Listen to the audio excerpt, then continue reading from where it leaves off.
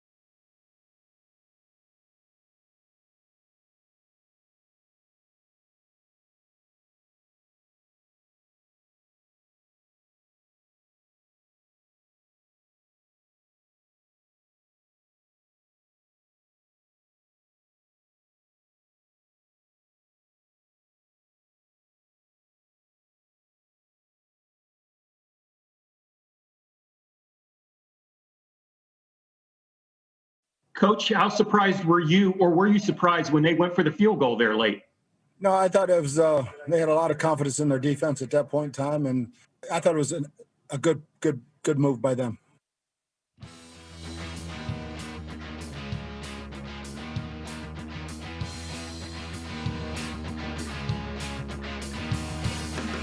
That was Tampa Bay Buccaneers coach Bruce Arians talking about Green Bay Packers coach Matt LaFleur's decision to kick a field goal with 2 minutes, 9 seconds left when they were at the Bucs 8-yard line, down by 8. That made the Packers down by 5, and they never got the ball back. Of course, Bruce Arians thought it was a good decision on Matt LaFleur's part. Of course he did. It was a great decision. They never got the ball back. All right, Adam Reardon. I've tried to talk some sense in the Austin Pastoka. What was Matt LaFleur thinking there? Even if you kick the field goal, you have to score a touchdown to win the game. Why not try to score the touchdown when you're down at the 8-yard line, 4th and 8? With 2 minutes left. I think I saw a great tweet about this today. It was everybody in the world go for the touchdown. 6 NFL math nerds kick the field goal. We've entered into the world of analytics, and analytics have become a big major part of sports. And somebody can give you some statistical analysis, Mike, on why kicking the field goal there is the right decision. I don't even need analytics. Let me do quick math for you guys, okay? Okay. Let's say if they go down, they score on 4th and 8, right? They go for 2, okay? Mm-hmm. They still have to score one more time. They have to score twice to win the game. Okay, they kick the field goal. They scored once. They still have to score again. They have to score twice. They have to score the same amount of times in order to win the game. So why not make it easier to not have to go for 2? Okay, but you're wrong there. All right, they have to score once with a 2-point conversion to tie, not to win. The game. That gives you more. Austin, you're taking the clock out of it. All right, the clock is not your friend when you're down 8 or down 5. Again, you want to get into overtime where the playing field is level again, and and you're playing at home, and you've got the crowd on your side. Of course, you want to score when you can. Especially when you have to field goal. They scored when they could. No, you want to score a touchdown. Again, I don't even get it. And by the way, you just spoke of analytics. The analytics say, according to ESPN's win probability model, that they had a better chance of winning by going for it on 4th down than they did by winning by kicking a field goal at that point. Well, so, again, it was close. 10% chance of winning by going for it on 4th down, 9.5% chance of winning by kicking a field goal. That's the ESPN win. What were the numbers? 10% chance of winning by going for it on 4th and 8. Yeah. And a 9.5% chance of winning by kicking a field goal. Wow, so essentially what the same, a stat. I'm assuming that takes into consideration all the other variables, which were Green Bay having all of its timeouts. Also, the 2-minute warning, I believe, still to come. So 4 times the clock was going to stop. And let's be honest, that Green Bay's defense only because the Bucs screwed up on the kickoff return when the Bucs returner slid down right before the 2-minute.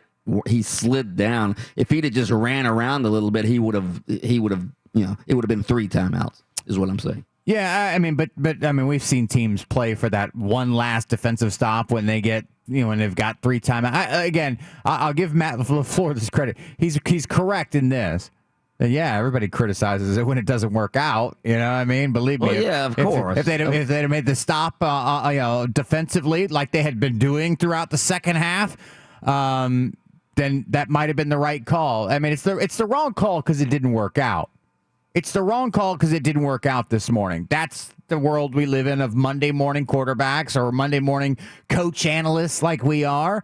Didn't work out, so it was the wrong call. I think it's the wrong call because again, it's not like kicking the field goal put you within a field goal of tying or winning the game. You still had to score a touchdown. You still had to get the ball back from the GOAT, the greatest of all time, and score a touchdown. To me, that's why it's a utterly stupid decision. It's not, again, the field goal did not change anything with having to go back down and score a touchdown. You're already down there. So why not try to score a touchdown then? And then if you don't make it, then you make the stop, and then you try to score a touchdown and go for the 2-point conversion.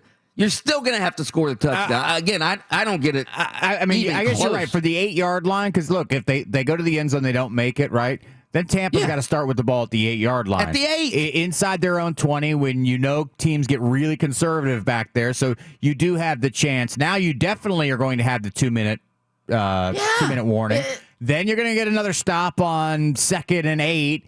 And, now they got a 3rd and 4, and they've got a decision to make. Hey, are we going to throw the football and potentially stop the clock here to give Aaron Rodgers, an extra timeout in his pocket to try to drive down after we punt the ball to the 40-yard line? I'm okay with all the questions because it didn't work out. And so now if you're Matt LaFleur and you're the Green Bay Packers, you rolled the dice on this situation. You took advice, or you decided that this is what you were going to do in that situation, and you were either going to get carried off the field or kicked out of the stadium. And today, guess what you are? Kicked out of the stadium. All right, up next, we're going to get to the Buffalo Bills Kansas City Chiefs game. A memo to the Buffalo Bills: you might want to cover Tyreek Hill and Travis Kelce. That's next on Open Mic.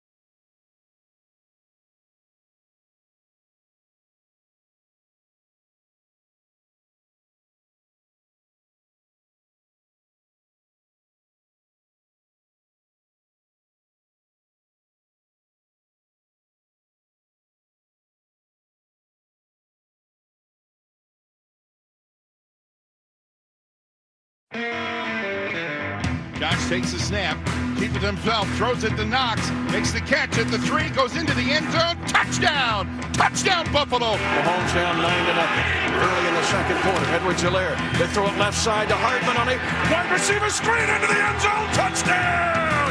Kansas City! They're going to fake they shovel it inside to Kelsey, and he leaps and dives. Touchdown! Kansas City! Mahomes, Hardman making the ghost action. They're going to run a float pass. This time, touchdown! Kansas City! Patrick Mahomes, the Chiefs' kingdom, captures the trophy, and it stays here. Yes, the Chiefs are back-to-back AFC champions, and the Super Bowl 54 champions are ready to run it back. This job's a little bit like, and I'm talking about players and coaches, like being a farmer. The work's never done. You can always work to get better, and as a team. So that's what we're going to do here the next couple of weeks. We're playing a heck of a football team in the Buccaneers. Andy Reid saying playing football is like working on a farm. Well, they plowed the field yesterday with the Buffalo Bills. Yeah, they had the Bills pulling that plow yesterday on the farm. The Chiefs beat the Bills 38-24 yesterday, and Patrick Mahomes, even though he was coming out of concussion protocol, he was injured, he was hobbled. Guess what? He still throws for 325 yards and 3 touchdowns. Memo to the Buffalo Bills: you might want to cover Travis Kelce and Tyreek Hill. Travis Kelce, 13 catches for 118 yards, 2 touchdowns. Tyreek Hill, 9 catches for 172 yards. They become the first duo in NFL history with consecutive games of at least 100 receiving yards in a single postseason.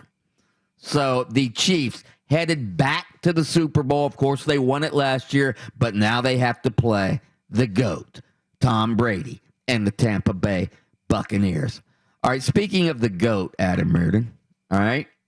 So I've been calling Tom Brady the GOAT around my luxury condo here, all right? And my girlfriend, she doesn't know much about sports, all right? Mm-hmm. So she was, for like the last, I don't know, couple of weeks, I've been calling Tom Brady the GOAT. Well, this morning she says, yeah, I didn't know he was a Capricorn. She thought She thought I was calling him the GOAT because he's a Capricorn. I thought maybe she didn't know much about sports, and she was like, "Why are you calling him the GOAT? They keep winning. I don't understand." I guess she thought it was like the mountain goat, the Capricorn ascending, is ascending to the heights of the top of the mountain. Yeah, she didn't know that was that meant greatest of all time. No, had no idea.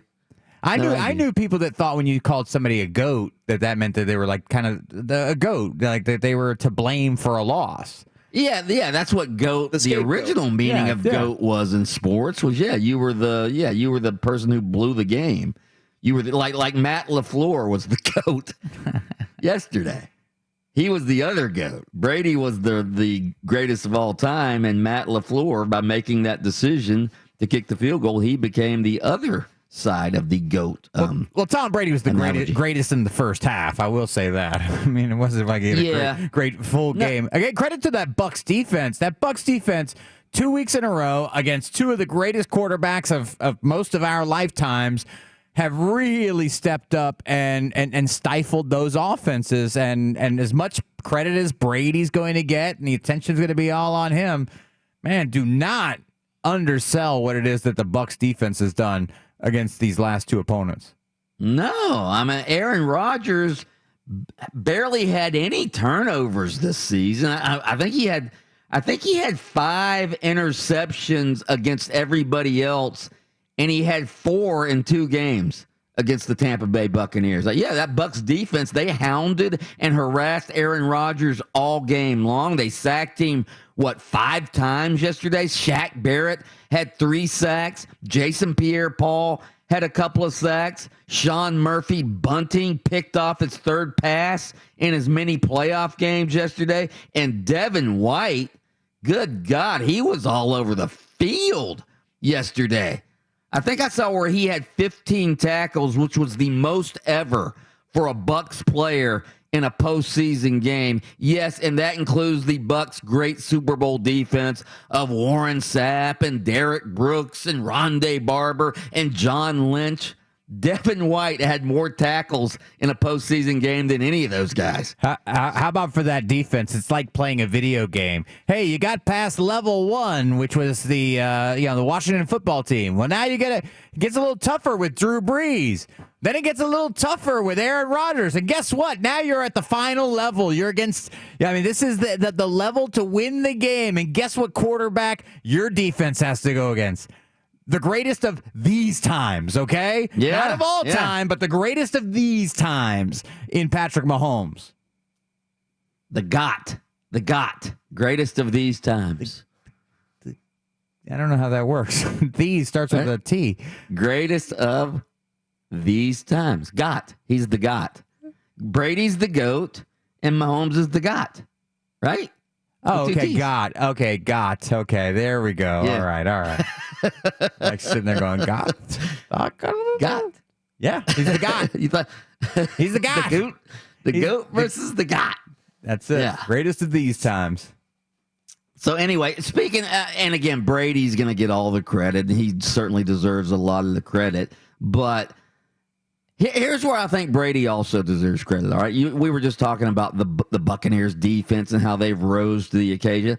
I think Brady, just by having Brady on the team this year, I think he's elevated every aspect of the team. Bruce Arians even made reference to that after the game last night. Brady made these guys, whether it's offense, defense, coaching staff, front office, he made this organization believe that this was possible. Did you hear what Jason Pierre-Paul said yesterday after the game? He goes, I realized Brady threw 3 picks, but we didn't care how many picks he threw. We were going to take up his slack. We didn't want to let him down. So, again, I think Brady instills that sort of Jameis Winston sitting at home right now going, wait a minute, guys. When I was throwing 3 picks, you guys hung me out to dry. Where was this attitude at last year? I won a national championship in college. Hey, it sounds like the Water Boy. All of a sudden, it sounds like the script from the Water Boy. Just having him show up makes everybody better. Yeah. The defense, the coaching staff, it did. The ticket takers. I mean, I'm telling you what, that parking crew at Tampa Bay right now, cars Everybody's in and out better. of there. It's amazing. Everybody's better because of Brady. Absolutely. Bruce Arians call him better plays. And here's the other thing.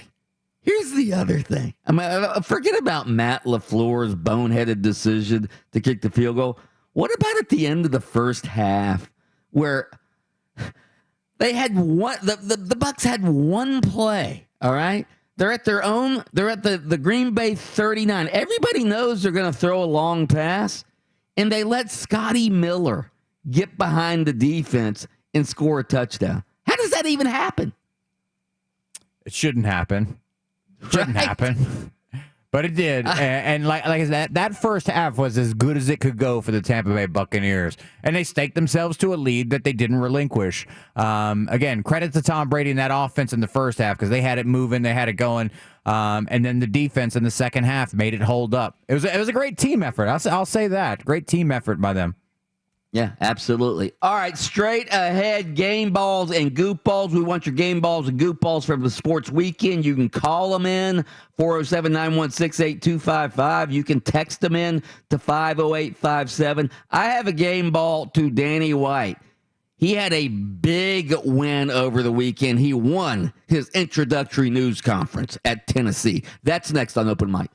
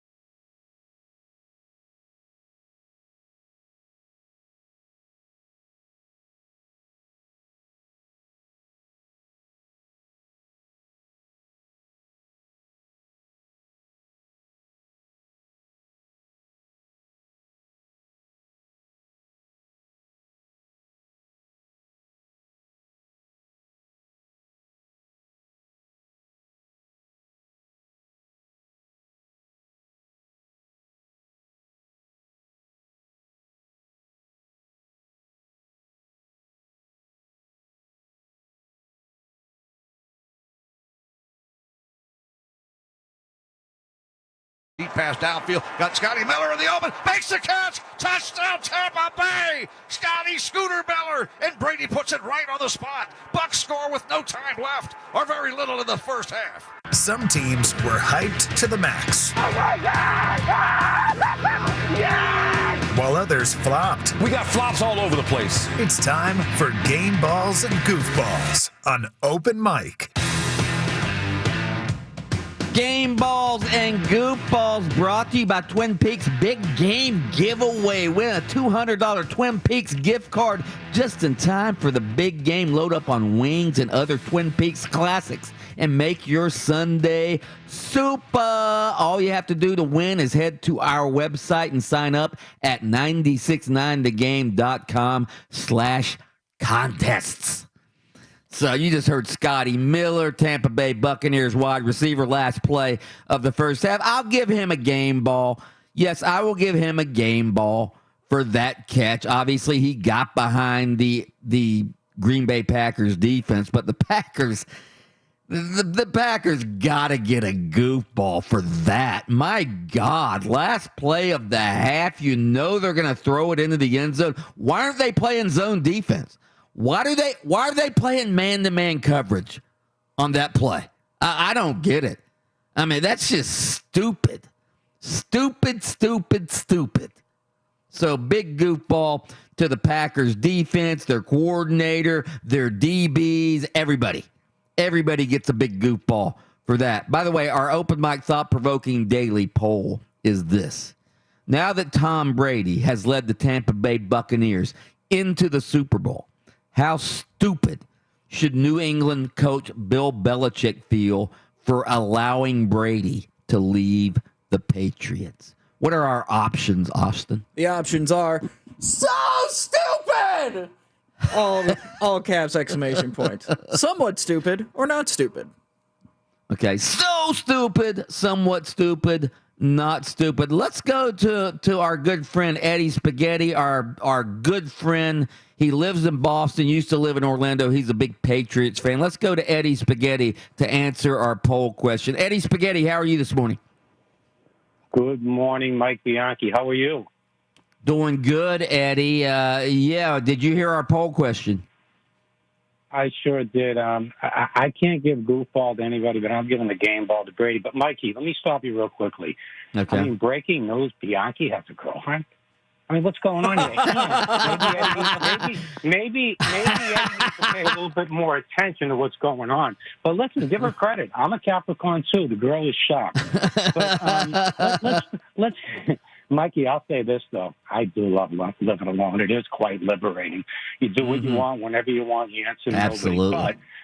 But with that being said, listen, let's talk about the football game. You're right and your producer's right. On 4th and 8, when you've got Aaron Rodgers down there, you got to go for it. But I got to tell you, the odds are tough. And at least if you kick the field goal, it's a chip shot. Now you got a lot of chances to move the ball down the field. I got to tell you, Bill Belichick, believe it or not, Mikey, he kicks the field goal there because he's going to get the ball back and he's going to march down the field with Tom Brady and win that game. And I'm going to tell you something.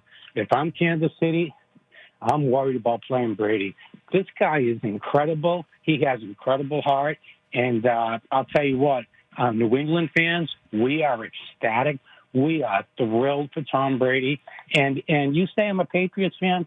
You know, I wish the Patriots had a better year this year, but I've been pulling for Brady. I told you in the beginning of the year that I was glad that Brady left. He called his own shots. He did what he had to do. And you know what?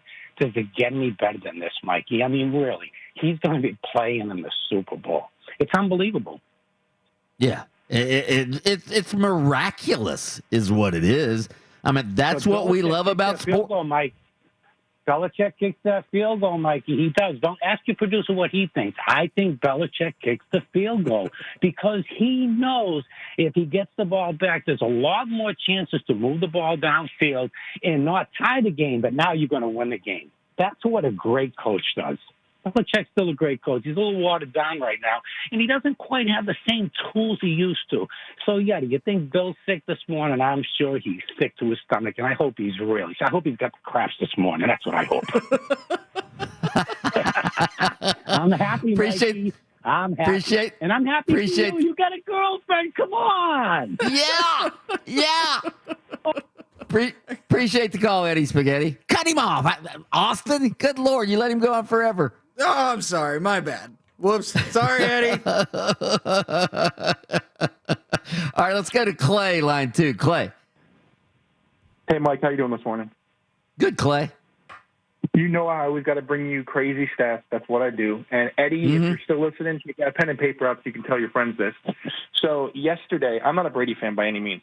Yesterday, Tom Brady got his 9th NFC playoff win versus NFC teams. I apologize. Which now is 3rd all-time of any quarterback in the history of the NFL versus NFC teams. He is 3 behind Favre, 1 behind Joe Montana, and tied with Roger Staubach and Donovan McNabb. The ones he just passed are Drew Brees, Russell Wilson, Troy Aikman, and Kurt Warner. So he now has more NFC playoff wins versus quarterbacks that played their whole career in the NFC because of those Super Bowls in these 3 games. So if he plays one more year and wins 1 playoff game, he will be tied with Joe Montana for the most NFC playoff game wins in the history of this league. That is an amazing. Give Clay a standing ovation for that stat. That is an amazing stat. How about this one? I found this one on Twitter this morning. I read it to Austin. That Tom Brady's made the playoffs 10 out of his 20. Made the Super Bowl. Made the Super Bowl 10 out of his 21 years in the league, right? And that's 47%. Steph Curry, his career three-point percentage is 43%, which means Tom Brady has been more likely to go to the Super Bowl in his career than Steph Curry is to make a three-point shot. Wow. Is that sick? That's incredible. That is. I saw a stat. I heard a stat yesterday. Tom Brady has won more Super Bowls than his coach Bruce Arians has been to playoff games. Man, I've heard a stat that 53% of all statistics are made up. Yeah. So, anyway, game balls and goof balls. All right, so I'm going to give a game ball to Danny White, all right, former UCF AD, obviously, who just accepted the job at Tennessee. I got on his Zoom introductory news conference on Friday. Here's a little of what Danny White said on Friday. Mike Bianchi, Orlando Sentinel. Danny, congratulations. You turned down some other big-time offers to stay at UCF, maybe even some better jobs than the one you're taking right now. I'm just wondering what made this one different, that you wanted to leave UCF now, and also you said everybody's a candidate for the job. Is Josh Heupel a candidate for the job? Mike, I consider you a candidate. Are you interested? Absolutely. What makes this one different is, like I mentioned earlier, the opportunity to build. And you saw in the Orlando market, Mike, that where we were 5 years ago and what I was fortunate enough to be a part of there. I just think that being a change agent and it takes a whole team. It's not one individual. It's not a small group of individuals that are going to be responsible for what needs to happen here. But I want to be a part of things like that. I'm not a placeholder type of leader. I don't mean that negatively towards anybody. I'm not going to pick an example what I'm trying to say, but if there's not an opportunity to build and fight for something, I'm going to be bored to tears. Okay, so that was Danny White. Did you see how he deftly avoided the Josh Heupel question there? Asked him if Josh Heupel was a candidate, and he you're a candidate if you want to be, Mike. You want to be a candidate? He never answered the question, did he? He didn't answer that one. Can I ask you a question though about because it was something I was thinking about, and I don't know if you've covered this or in any of your articles or whatnot, but when he says look, I want to be at a place where I can build, right? Mm-hmm. Do you think that the day that the phone call came in or the memo came across his desk that they were shooting down that roofclaim.com deal, which took a lot of money out of the pocket of UCF, Do you think that was the day Mike White said, I'm gonna start looking around now? I don't know if it was the day Mike White said that, but it might have been the day Danny White. Danny White. I'm sorry. Sorry. The fans are trying to fire Mike White. I mean, Danny White is a guy that decided to go somewhere else. But I mean, is that something where he goes, listen, I'm in here fighting, battling, trying to create money for this university so we compete with the big boys. And I had somebody within our administration shoot down what was at that point the largest, field sponsorship deal in the country. And he, where he said this wouldn't happen? The SEC. That wouldn't happen in the SEC. Rootclaim.com up in Rocky Top, no question. Yeah, I do know. In fact, I had asked some people that very question, and I think I asked Mark Daniels on the air the other day, and Mark Daniels didn't say for sure, but I do know this: Danny White was livid when his own board of trustees shot down that roofclaim.com deal. We're going to get to more of Danny White's comments as the show progresses, but right now, let's pause for station identification.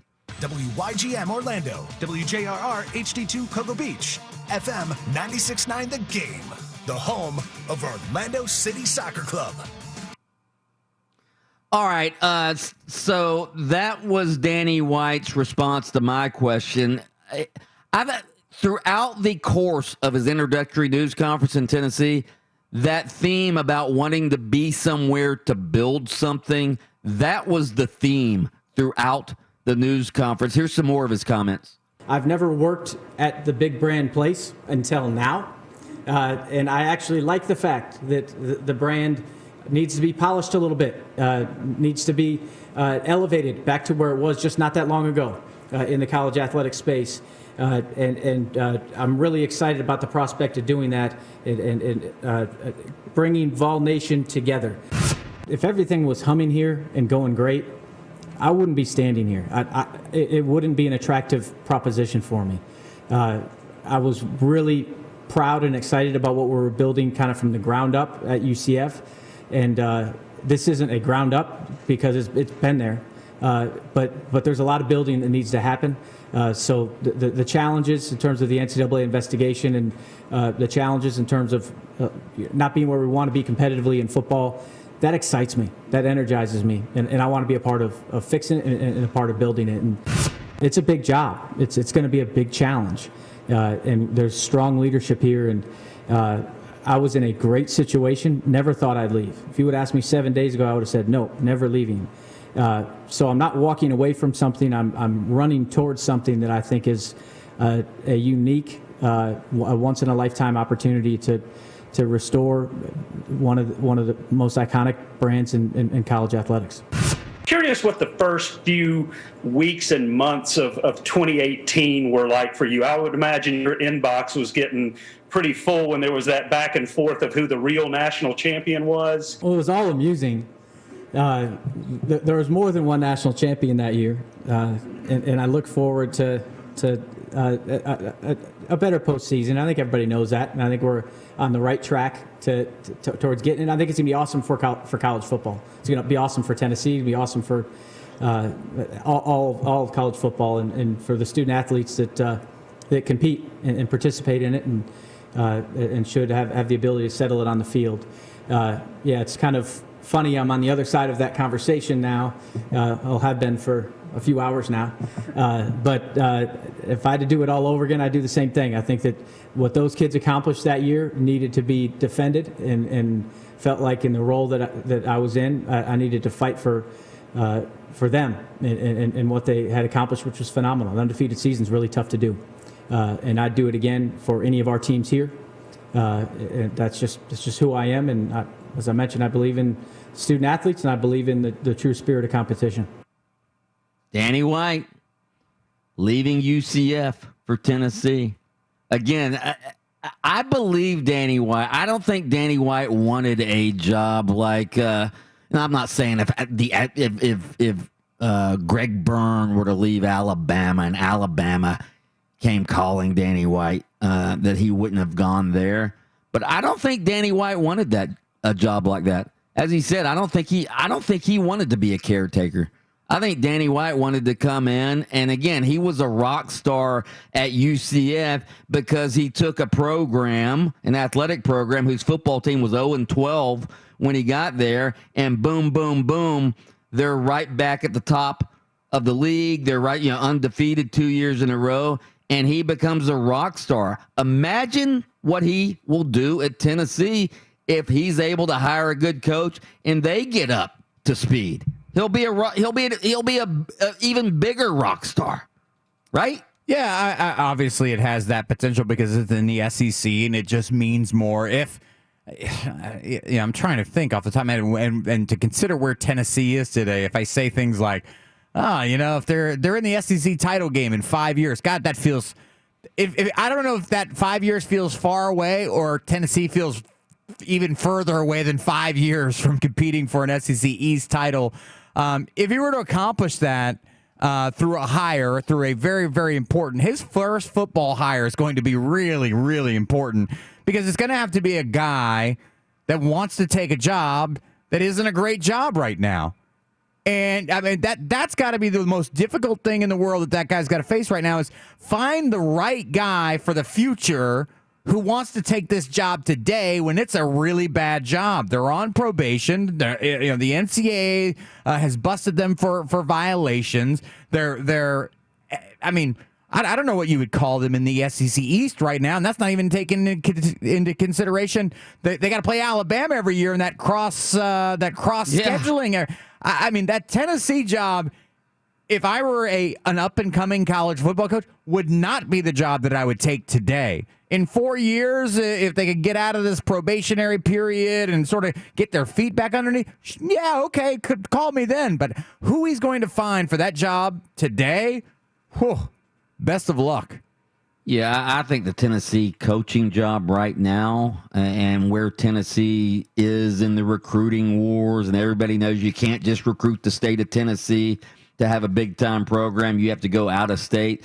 Yeah, I think that job is overrated. I think it's always been overrated. I mean, give Phil Fulmer credit for building that program into a national championship program, but to me, that was sort of an aberration. Tennessee is in a bad way. You're right. This is not a good job at all right now. All right, Austin, you had a couple of game balls? Yeah, I've got a couple game balls. First one goes to Dustin Poirier. Oh, you stole mine. Oh, you want to take it from here? No, that's okay. No, it's okay. Knocked out Conor McGregor, the first person to ever KO Conor McGregor. Good. Incredible showing from him. But then also, I want to give. Did you see how he did it? Though, kicking him in the calf, kicking him in the leg, making that leg vulnerable. Right?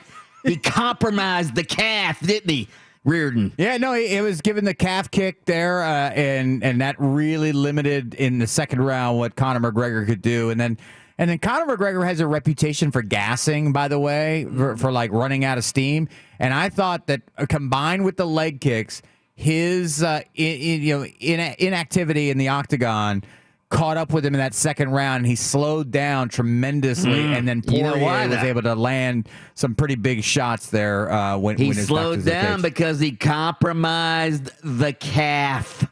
That was the key compromise. It sort of reminded me of the great Rocky Marciano back in the day. You guys don't remember The Rock, all right? But he was a puncher, man. He could hit hard. You know what The Rock used to do, Adam Reardon? You're a big boxing aficionado. Beat up the arms. He would beat the arms up. Yep. He'd beat up the arms. They had their guards up, and he would just pound them in the arms, and their arms would get so tired and sore that eventually they would lower the arms and then kapow! Right in the kisser. Right in the kisser, baby. By the way, Dustin Poirier, people don't know this, but his early training was at Cobra Kai because Saturday night he swept that leg. Nice. Believe you me, Yeah. he swept that leg. Absolutely. Can I What give else a you got, goofball? Can I give a goofball to somebody real fast? Whoever Absolutely. scheduled my over 40 soccer league team to play against the Orlando FC Royals, which is a semi-pro female team, as we got as we got beat down 4-2 and is frankly embarrassed out there by a bunch of post-collegiate stars, phenomenal, international players running around out there. Bunch of 220-pound plus guys around out there looking absolutely ridiculous. Goofball to whoever scheduled it. By the way, on my team, thing, it said versus to be determined. I wish they'd have determined it earlier. I wouldn't have shown up. At least you got scored. At least you got scored too. I think they felt bad for us. What else you got, Pistolka?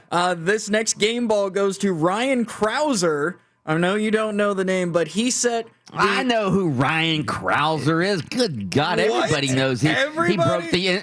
Yeah, he broke the indoor shot put record. Man, you only know that because I told you that over the break. I was guessing. I was about to guess competitive eater, strong man, or he set a record for most hours playing video games straight. I was going to go to your wheelhouse. Hey, listen, shot put, strong man, they go hand in hand.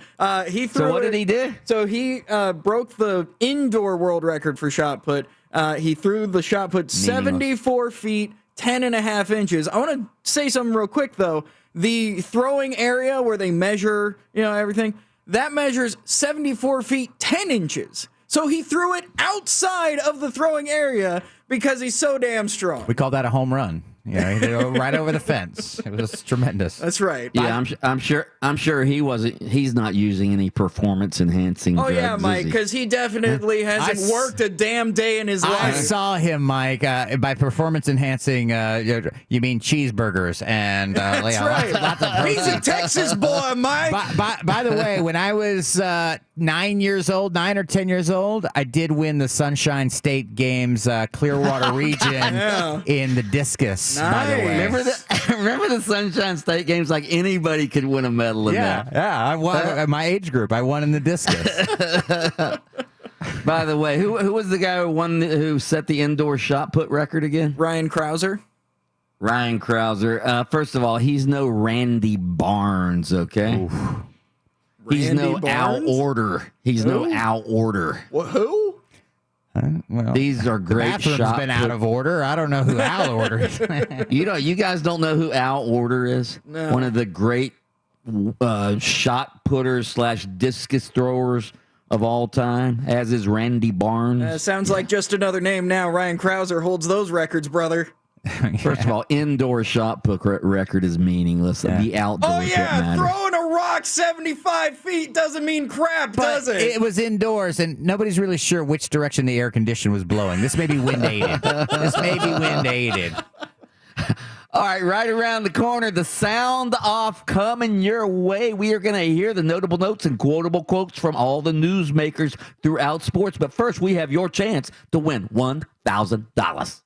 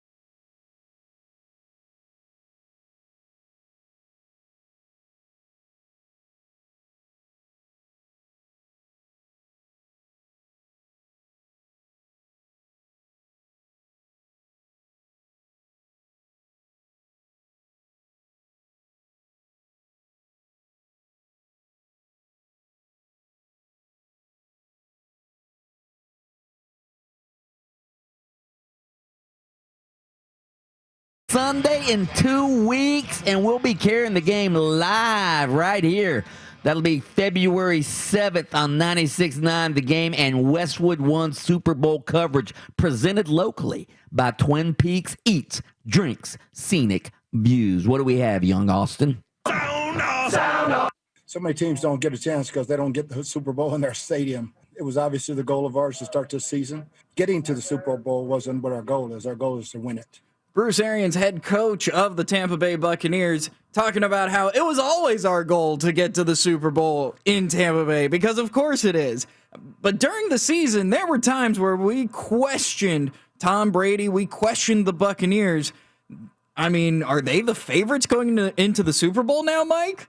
No, I don't know if they're the favorites. If it was going to be a sellout crowd there of Tampa Bay fans, yeah, maybe they would be the favorites. But the Super Bowl, more than any other sporting event, even though it's in Tampa, there will be very few Bucs fans there. The Super Bowl is for all the corporate partners of the NFL to be there. Some of them will be rooting for Kansas City. Some of them will be rooting for Tampa Bay. But I don't know if they're the favorite, but I would not bet against the GOAT, Tom Brady. That's for sure. I would not bet against him at all. And good for Bruce Arians, by the way. He's not getting hardly any credit for this Super Bowl, but the fact that he and Jason Light took a gamble on Tom Brady. Let's face it, there were many people who thought Tom Brady was too old and his arm was too weak to get a team like the Buccaneers to the Super Bowl. Well, Bruce Arians said, you know what, we can do it with him, and they did it. You know, it's been a long process for, the whole team. Today was just a great team effort. We played sporadically a little bit, but the defense came up huge, and we're going to need it again in a couple weeks. And I know it's a big game coming up. We'll get to enjoy this for a little bit and then get ready to go against whoever we play. It's going to be a great game. Tom Brady, quarterback of the Tampa Bay Buccaneers. Adam, my question for you is, and Mike alluded to it, was that Tom Brady is going to get a lot of credit for getting this team to the Super Bowl. How much of it does he deserve? Deserves a lot of credit. He's going to get all of it. But I think organizationally, you look at the decision to bring him in.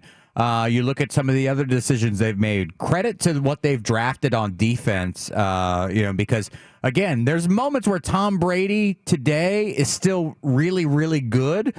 But then there were other moments. If you watch that game last night in the second half, there's moments where you're looking and going, what is this guy doing? Some of the interceptions he threw yesterday were just if it were anybody not named Tom Brady, we would just be absolutely roasting that guy for some of the decision making in the second half. A couple of those interceptions though were tipped. Evans should have. No, the one that he throws because he's scared to take the hit, and so he falls away and throws it through like the punt that needed to be fair caught. Oh my God! I'm like any other player in the league, we're all looking at him going, "Dude, what was that?" But it's Tom Brady. He's going to get a lot of credit, deserves a lot of credit, but make no mistake about it, this is a team effort because in moments where Tom Brady's not playing well, that defense has certainly held him up and done the job against some really great quarterbacks throughout this playoff run. Seems like we've had a couple of those, and every one of them is tremendous. And I wouldn't expect this to be any different. They got a tremendous team there. So, and those two have a lot of respect for each other. You remember when Tom came into the locker room after the championship game and talked to Patrick, and Patrick responded like, a young guy would respond to the GOAT. And so, we look forward to the opportunity to play them. And I know Pat does with Tom, and likewise Tom, I'm sure, does, with Pat. So should be a heck of a football game. Andy Reid, head coach of the Kansas City Chiefs, talking about the matchup, Brady versus Patrick Mahomes. It's happened in the AFC Championship game once, but now it's happening in the Super Bowl, brother. Mike, you always cheer for the story. Is this the best story that could have happened? I think the best story-wise, I think the Buffalo Bills being there and trying to win their first Super Bowl when they've had all of that Super Bowl malaise back in the Marv Levy days, I think that would have been the best story, but I think this is the most marquee matchup. you could hope for. I mean, we've talked about it. Brady and the Bucs have already dispensed of Drew Brees. They've dispensed of Aaron Rodgers, and now they have Patrick Mahomes, as Adam Reardon called him earlier, the GOAT. You've got the old GOAT, Tom Brady, against the GOAT, the greatest of these times. Or you could say you have the old GOAT against the young lion. Sound off. Do you think you're going to get another chance with him to do this? And what's the future hold? I sure as hell hope so. Guy's the MVP of this league. He is the heart and soul of our football team. So, hell yeah. He better be back here. He's our leader. Adam, that was Matt LaFleur, head coach of Why the hell would he want to come back to your team when you take the ball out of his hands at the goal line to kick a field goal, you boob? Anyway, go ahead. Well, so that's Matt LaFleur, head coach of the Green Bay Packers, being asked if Aaron Rodgers is coming back. Do you see a possibility where Aaron Rodgers isn't a Green Bay Packer? Wait, so I'm again, I'm not that coached up on NFL contracts. He's got a couple years left. Okay, well, so then course yeah, he's gonna be back then. Of course he's going to be back. He's not forcing his way out. He's not unless he retires.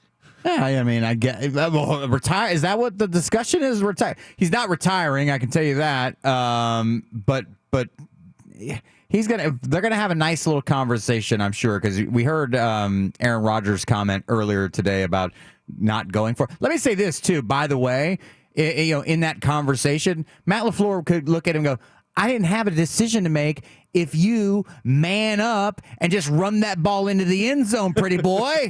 You're trying to throw across your body? He could have run it into the end zone, by the way. Easily. But he tried to, squeeze it in between four guys. And no, listen, we're crushing Matt LaFleur today. If you go back and look at that third down play, what about Aaron Rodgers? Hey, make a play with your legs. And it wasn't even like you were scared you were going to get blown up by a linebacker. You had a pretty decent little lane there to not even get touched to the corner of the end zone. Yeah, but here's the reason. Go ahead, Mike. Here's the reason it's become a question, though, because the Packers did draft a quarterback in the first. Well, what was it? It was Jordan Love. They drafted him in the first round, right? Yeah, end of the first round. Yeah, they drafted Jordan Love, so they do have sort of a quarterback in waiting there. So I think that's why it's become a question as well. Man, Jordan Love, where were you? I was over on the bench. And guess what? Guess where you're going to stay next year? Over on the bench. Sound off. That's the sound off for today, and that means it's time to give away the first of 2 pairs of tickets to tonight's Orlando Magic game. They take on the Hornets tonight at the Amway Center. Don't forget, you can tune into the Orlando Magic game on 96.9 The Game or 104.5 The Beat. But give us a call right now, 407-916-8255, 407-916-8255 for your first chance at tickets. Your second chance is coming up after the blast. Straight ahead, we're going to get into more of the Super Bowl matchup. Also, I have a question about Tom Brady. That's next on Open Mic.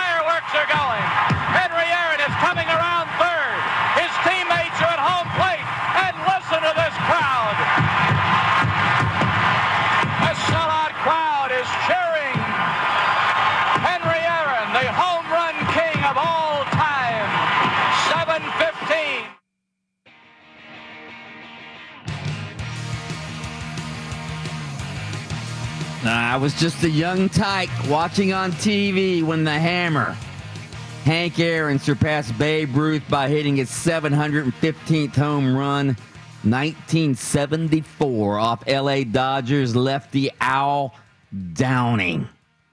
I wanted to give a game ball earlier, a lifetime game ball, to Henry Lewis, Hank Aaron. Of course, he passed away on Friday at the age of 86. He ended up hitting 755 career home runs. In my mind, he is still the home run king. I don't count Barry Bonds because Barry Bonds' home run total, as we all know, was chemically enhanced. And plus, Hank Aaron was one of the, not only was he one of the all-time greats, all right? He was a role model. He fought racism to get to where he was. And he, again, when you have presidents paying tribute to you like Hank Aaron did on Friday, I don't think presidents are going to be paying homage to Barry Bonds on the day he passes away. Hank Aaron again.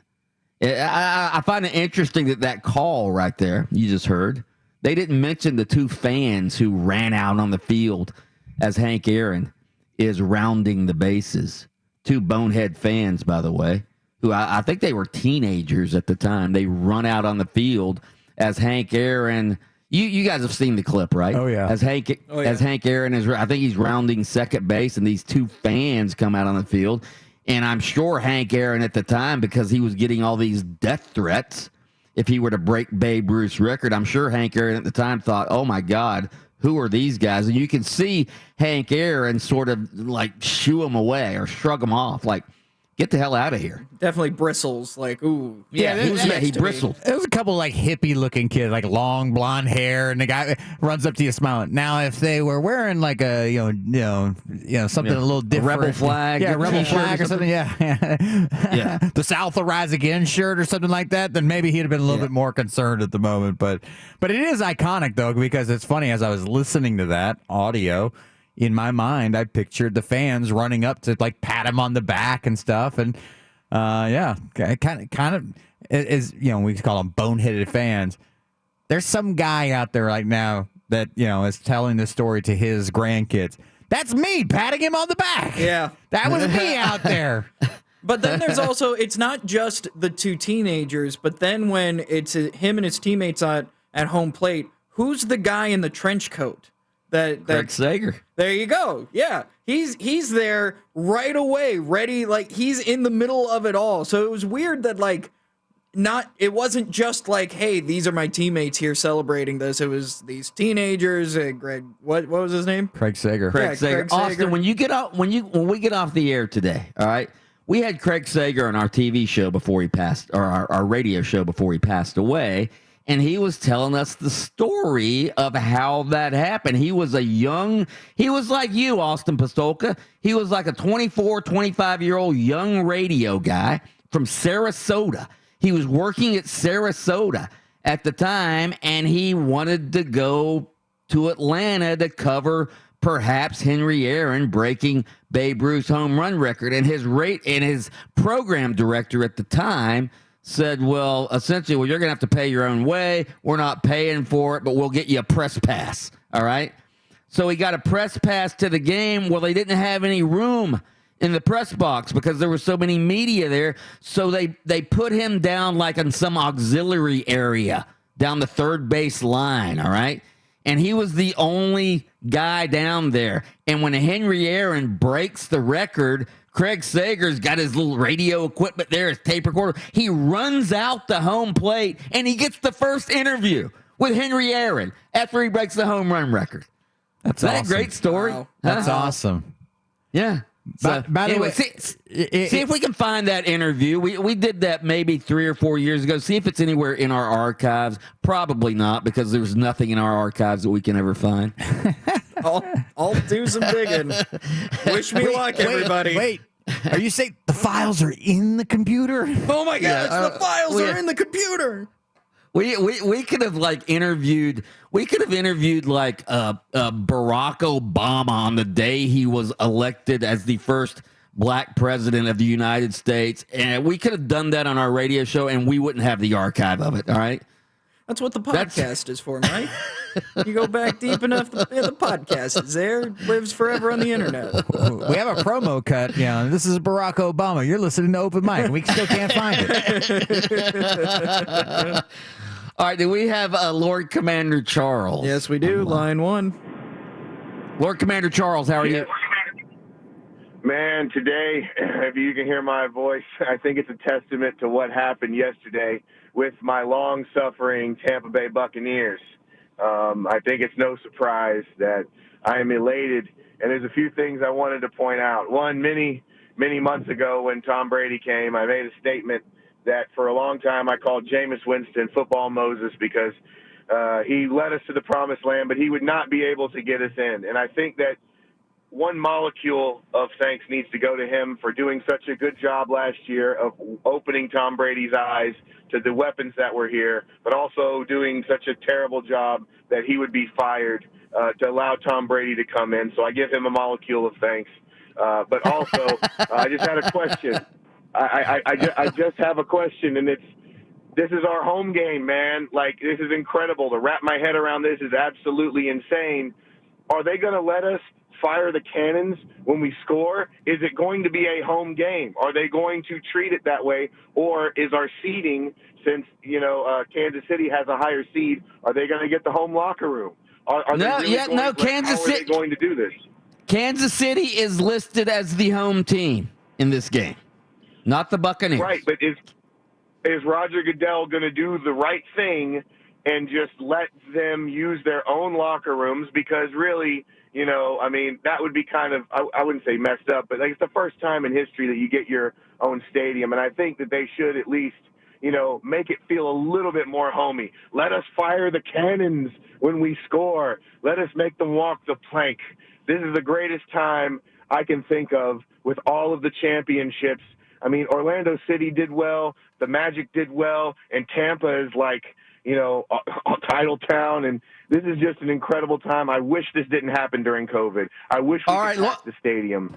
All right, Lord Commander Charles, I have a question for you. Everybody knows you're a big Tampa Bay Buccaneers fan. You've been a regular caller on this show. Everybody also knows you're a huge UCF fan. First of all, I want you to tell me, who are you a bigger fan of, the Bucs or UCF? Tell me that real quick. Are you there? Yes, sir. Can you hear me? Yeah. Yeah. We got you. Yes. So, if I have to choose, I would say UCF. And here's okay. why. Stop right there. Stop right there.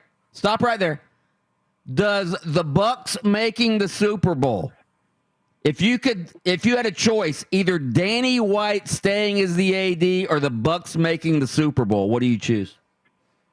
Bucs making the Super Bowl, because Danny White stayed as the AD, and we didn't get into the playoffs. So I wish he would have stayed.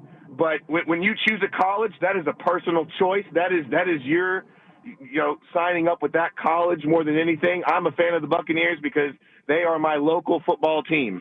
And of course, I'm a lifelong fan since I was born. But you kind of, I would assume for most people, wherever you're born, your local team, that's who you're going to go with.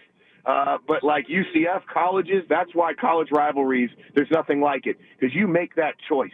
You make a choice if you're a Gator or a Seminole or a Knight or a stinky old Bull. You make that choice. But if I could have had Danny White stay, that would have been great. But Danny White couldn't have done anything more for us. I wish him well. He took us about as far as we could go. Lord Commander, we have to run, Lord Commander. Thank you so much for the call. Yes, go Bucs. Yeah. Go Bucs.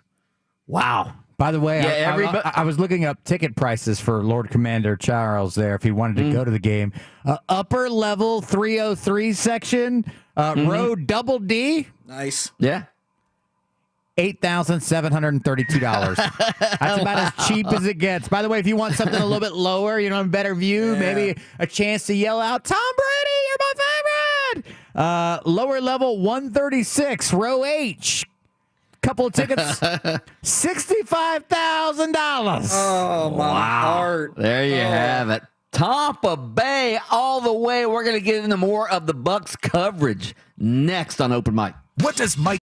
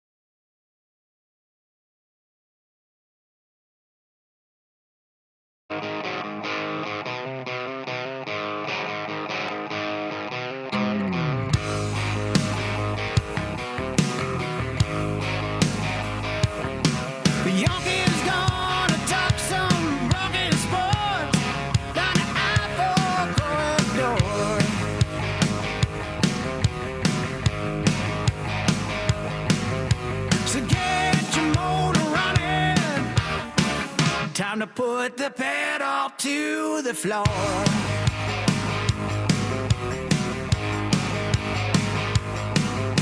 It's loud and live and local. Oh, time for open mic.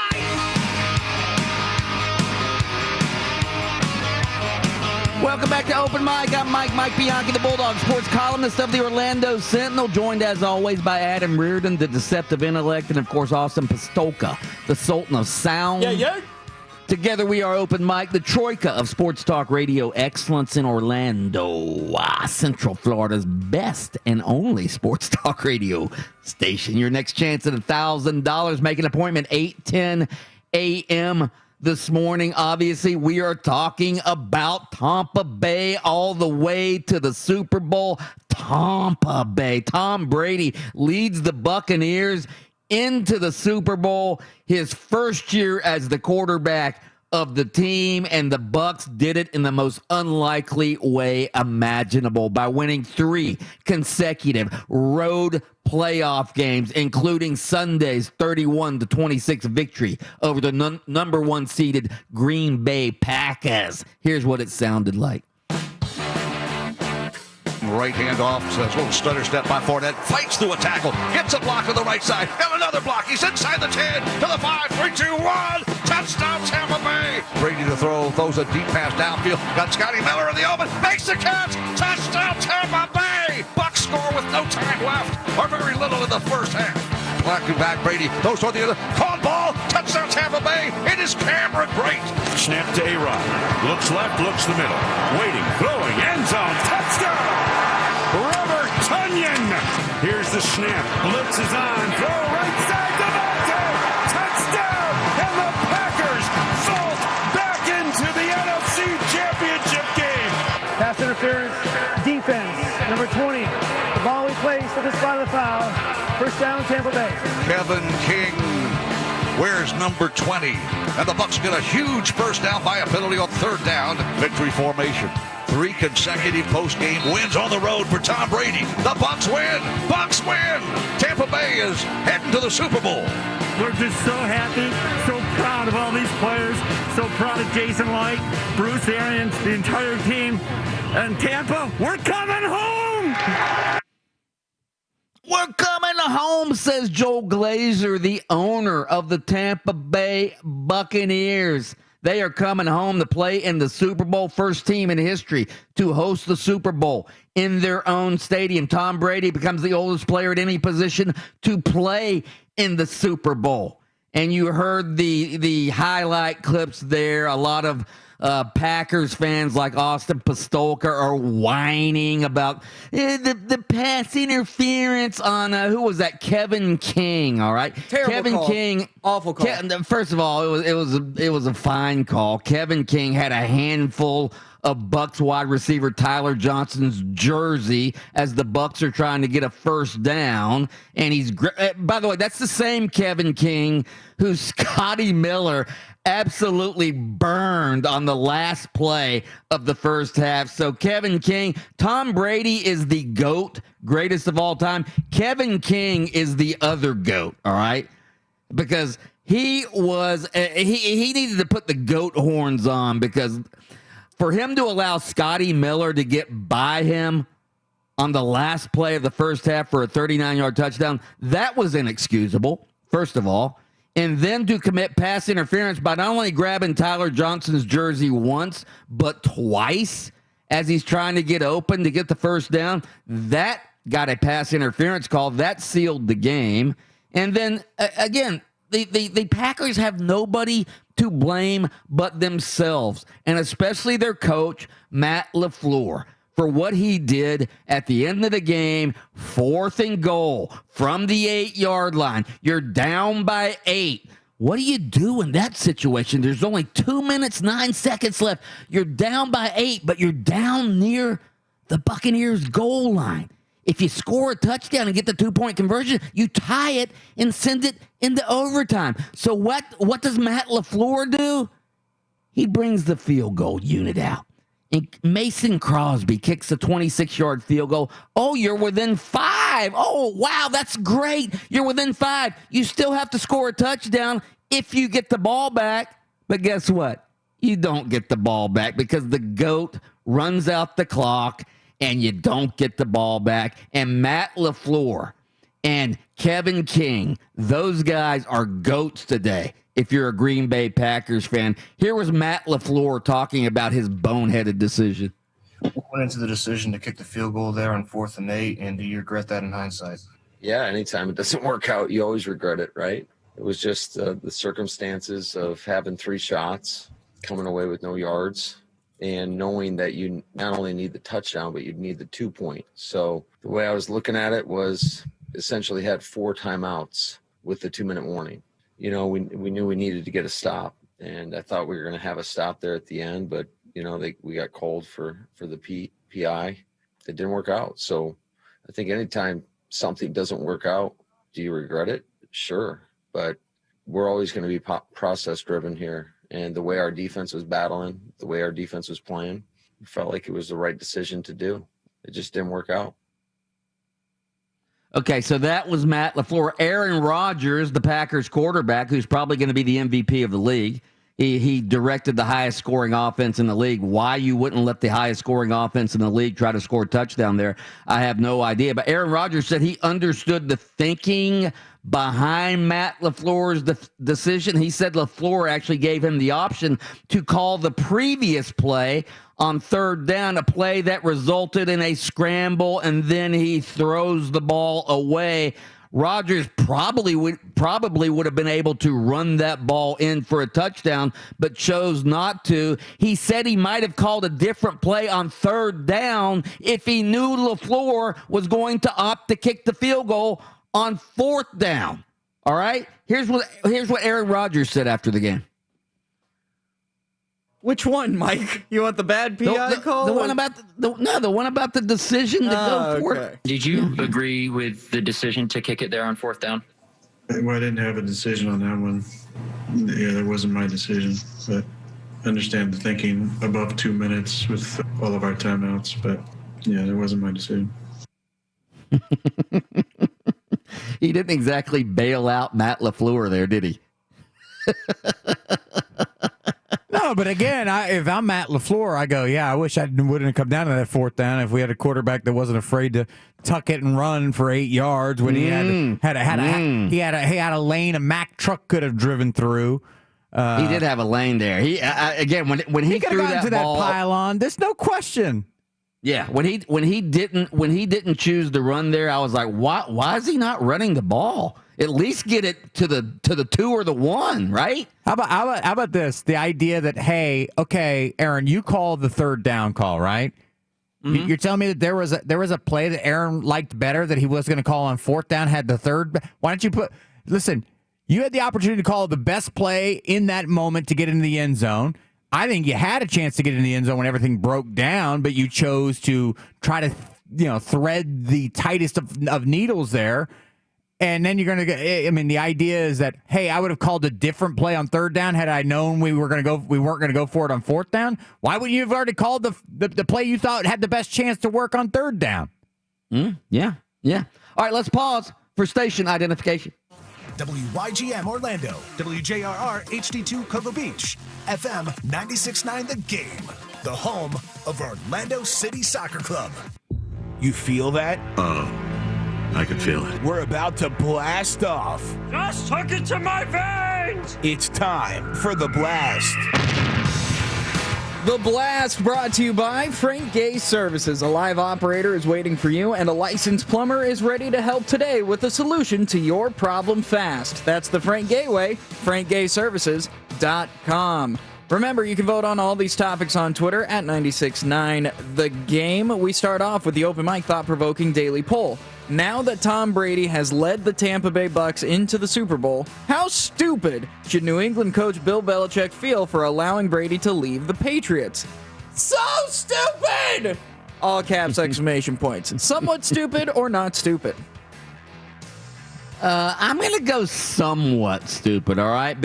And this is all in hindsight, obviously, all right? I'm going to go somewhat stupid for this reason, all right? If Belichick had decided to move off of Brady because he wanted to develop a young quarterback and build for the future. Okay, I can live with that. But what does he do? He brings back a broken down, decrepit Cam Newton to essentially, muddle his way through a season this year. They don't get a high draft pick. So again, I don't understand the purpose. If unless he, like a lot of people thought, hey, maybe Cam Newton can return to the old Cam Newton, which he didn't. But in hindsight, yeah, I think he looks somewhat stupid. I would say somewhat stupid, but some of this blame's got to go on Robert Kraft because, remember, it wasn't that Bill Belichick wanted to move off Tom Brady now. It was a few years ago when he wanted to move off of Tom Brady, back when they had Jimmy Garoppolo, a healthy, very, very talented Jimmy Garoppolo on their roster. And it was Robert Kraft that nixed that, kiboshed that. And so Garoppolo moves on to San Francisco. And where he's going to be on the bench soon. Well, I mean, he's injured. I mean, he's been injured, but a healthy Jimmy Garoppolo has looked pretty darn good. And that was always Bill Belichick's plan. That got kiboshed by Robert Kraft, and now Belichick is having to deal with that mess. Well, you know what? The Jimmy Garoppolo. If you're gonna use Jimmy Garoppolo as your reason for defending Bill Belichick, then I'm gonna go really stupid.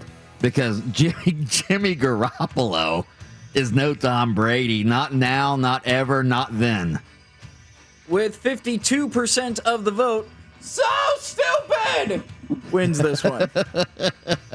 Supplemental poll number 1. How big of a mistake was it for Green Bay Packers coach Matt LaFleur to kick a field goal from the 8-yard line with 2:09 left instead of giving Aaron Rodgers one more shot at the end zone and then a 2-point conversion to tie the game? It was a huge mistake, it was a big mistake, it was a small mistake, or it was not a mistake.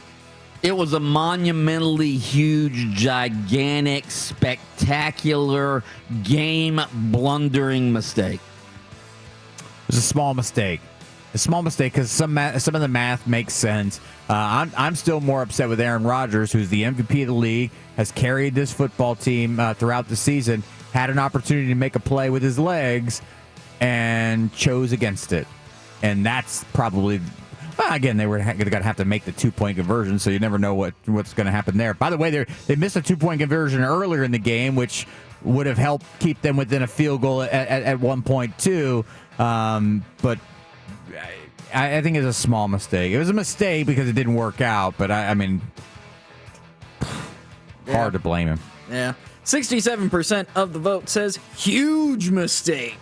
It was, again, when you still have to score a touchdown. If it had been, hey, let's kick the field goal and then we're within a field goal, yeah, I understand. I would understand that. But to still have to score a touchdown, it makes no sense to me. Supplemental poll number 2, with Tom Brady and the Buccaneers eliminating iconic quarterbacks Drew Brees and Aaron Rodgers in the playoffs, will they now dispense of the great Patrick Mahomes and the defending champion Kansas City Chiefs in the Super Bowl? Yes or no? Wow. I thought the Buffalo Bills were going to give the Chiefs a game, and they did for a minute yesterday. But, wow. If I had to choose right now, just watching how Patrick Mahomes picked apart that Bills defense and Tyreek Hill and Travis Kelce just had their way. If I had to pick right now, I mean, it's hard to pick against the GOAT, but I would probably have to pick the Chiefs right now. Although I feel the Bucs are a team of destiny. No, I'm going with the Bucs. I'm going with the Bucs right now. Team of destiny. What a roller coaster we just went on. Dame Destiny is on the Bucs side. Dame Destiny. By the way, this is a rematch of a game that was played earlier this year in Tampa Bay where Patrick Mahomes threw for 462 yards and 3 touchdowns. Yeah. But then again, give credit to that Bucs defense who seems to, when they need to bow up, they bow up. In that second half, they really got a whole lot of nothing because that was a big first quarter. Remember, Tyreek Hill had like 200-plus yards or something ridiculous like that in the first quarter, and gave the Bucs a chance to come back and close that game to 27-24. So, listen, the Bucs got a chance. They've got a chance. Can't get down like 20-3 in this one in the Super Bowl. Don't do that, but they definitely have a chance. With 50.3%. Ooh. Very slim margin here. Yes, they will beat the Kansas City Chiefs in the Super Bowl. Everybody wavering on this pick, aren't they? Yeah, yes, they are. Supplemental poll number 3, with athletics director Danny White leaving UCF for Tennessee, will he try to hire Josh Heupel as the Volunteers' new football coach? Yes or no? Well, we'll play the clip maybe next segment of me actually asking him that question and him avoiding it. But I'm going to go no. I'm going to go no, first and foremost, because I don't think he wants to leave UCF and then rob UCF of its football coach as well. So I don't think, even if Danny White thought that Josh Heupel was the best candidate for the job, and I don't know that he thinks that, but even if he did think that, I don't think he would take Josh Heupel with him. I just don't. I don't think he would do that to UCF. Mike, I don't know if you've seen the interwebs lately, but it seems like there's at least half the fan base that wouldn't mind if he took Josh Heupel away. Yeah, and that's one of the reasons Danny White left is because the UCF fan base has become so spoiled that they think undefeated seasons are the norm. With 75% of the vote. No. Hey, he isn't going to take him with. No, of course not. If I'm Josh Heupel, I'm not taking that job. Hold on. An SEC job? Where they just paid through the nose for an athletic director? Right now, no, because I just don't see you having any success in the next 4 years. Get your money and get out. And you're damaged goods. Yeah, then you're damaged goods and you don't get hired again. That's Then you're Derek Dooley. You're an assistant coach on an NFL staff for the rest of your life. How much fun is that? Supplemental poll number 4 with the Probably a lot. Well, yeah. With the passing of the legendary Hammerin' Hank Aaron over the weekend, should the Atlanta Braves change their name to the Atlanta Hammers? Yes or no, Mike? Yes or no? Yes or no? Absolutely they should. I think it's perfect time to change the nickname. Obviously, the nickname has become controversial because of the tie to Native Americans and some of the imagery that the Atlanta Braves use. What better name than the Atlanta Hammers after one of the most legendary players, one of the most beloved players of all time, a groundbreaking, trailblazing player like Henry Hank Aaron? I am all for changing the name to the Atlanta Hammers. I'm only for it because of the sensitivity to Native Americans, and then the marketing team would only have to have a couple little tiny modifications to that little tomahawk, that little foam tomahawk that they sell there. Definitely. Turn that tomahawk into turn it around, change the graphics on there just a little bit, and boom, you got a hammer, a little foam hammer. Beautiful. Beautiful. I love it, but the audience does not. 70% of the vote says no.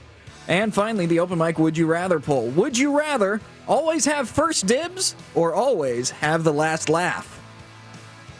The last laugh is sort of a vindictive, vengeful thing. Seems right up your alley, Mike. Yeah, you're sort of mocking somebody, which has sort of a negative connotation to get the last laugh. First dibs. I want first dibs. I want to, when I go into a restaurant and it's packed, and they say it's a 2-hour wait. When the Bulldog walks in, I want the receptionist to go, "You have first dibs, Bulldog." That's pretty good. You get the first table. So I'm going to go with that. My kids love lottery scratch-off tickets, right? Mm-hmm. So I'll buy like... Not that they play, because that would be illegal. No, they just love scratch-off. They can play, scratch it off. Dad, can I scratch it off? So I'll get 6 of them, all right? And then I say, hey, you choose 2, and I'll take whatever's left. And you know what happens more times than not? Yeah. I win. So they get first dibs, and I get the last laugh. So you're into the last laugh? I'm into the last laugh. Yeah. Listen, I get what I'm supposed to get. I don't need the first dibs. You get your free ticket. That's Whoopee. right. Absolutely. I'm in the last laugh category too. I want to win in the end. 70% of the vote says the last laugh. Okay. You guys be waiting in line at your table while Bianchi has first dibs. Go ahead. All right, straight ahead, we're gonna get into what Danny White had to say at his introductory news conference when I asked him, "Is Josh Heupel a candidate for the Tennessee Volunteers football job. That's next on Open Mic. More Open Mic up next. Cowardly, gutless, and wrong.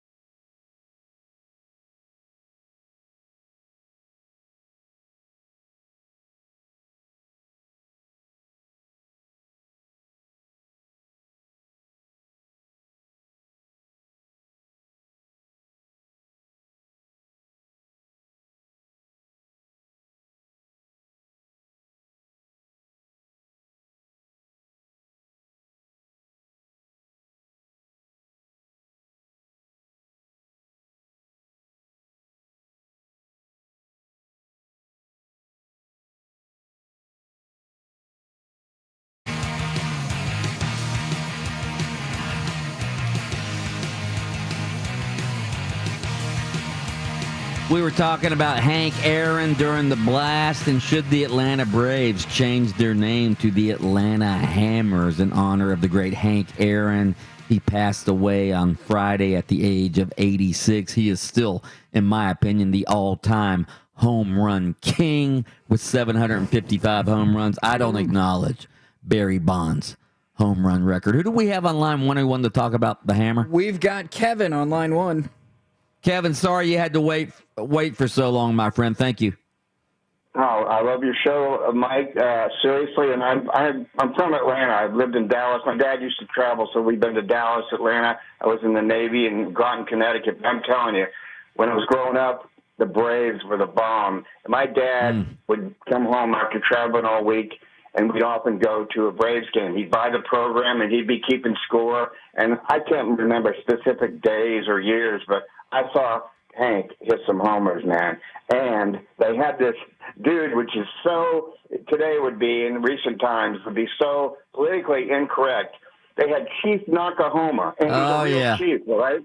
He had he had a teepee about halfway up in left field, and he was just doing all sorts of stuff. He was probably drinking a little bit of that shine or something. But a little of that fire water? Whatever. like the fire on the Indian reservation, the heat was intense, you know. So bottom line is, do you remember the day I looked you up because I'd never seen you, and I said, oh, there he is, an Italian-looking guy, Bianchi, right? Well, back in the day, and I say that because you said 60 years old. I'm 62.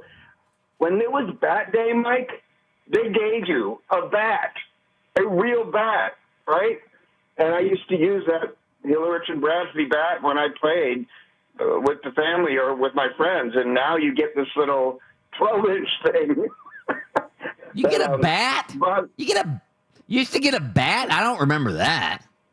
Oh, yeah. In the 60s and 70s, we would go to the stadium on bat day. My dad made sure we could do that. I did it a couple times. And I remember seeing huge boxes of bats, and you got a bat as long as they were available until they ran out. Well, hey, that's great that your dad would take you to games like that. I really am envious of you. So, yeah, that's the one reason. Appreciate the call. That's the one reason I didn't know that they used to give away bats at baseball games back then, because my dad never took me to a baseball game. Oh, you want to know why my dad never took me to a baseball game? Why? Because he ran off with his mistress to L.A. when I was just 8 years old. Wow. Yeah. By the way, is the Hank Aaron is still the home run king? Barry Bonds isn't the home. Is that the sports version of Joe Biden didn't really win the election? No.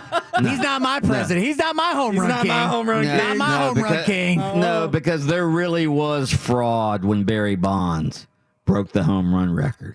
That was real. That was everybody knows that was. I mean, even Barry Bonds. I didn't know it was. I didn't know I was taking performance enhancing drugs. I thought it was just flaxseed oil. I'm changing my Facebook avatar right now to not my home run king.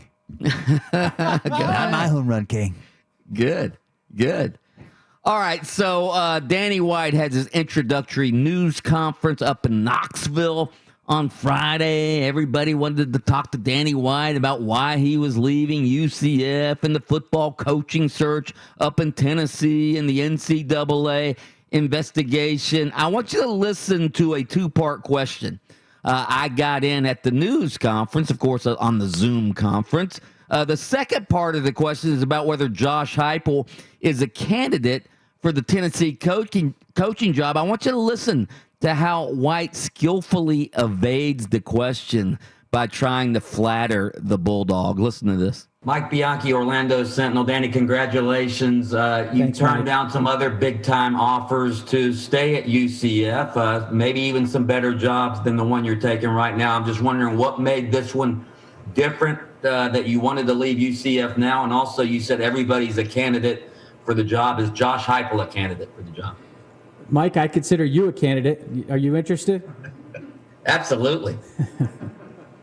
What makes this one different is, like I mentioned earlier, the opportunity to build.